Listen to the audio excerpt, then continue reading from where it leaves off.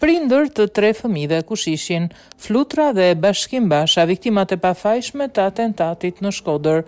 Opinioni publik në mbarvendin është rënditur nga atentati me 3 viktima i ndodhur në Shkodër. Çfarë bën edhe më të rënd ngjarjen është se një nga këto viktima ishte vetëm një kalimtar e rastit e gjetur bashkë me bashkëshortin e saj në vendin dhe momentin e gabuar.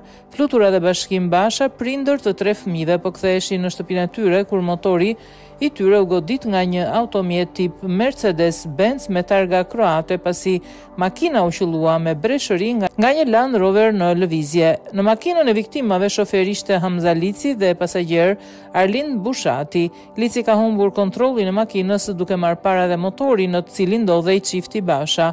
Flutura Basha gjeti vdekje në vendin e ngjarjes ndërsa bashkëshorti i saj po lufton me jetën.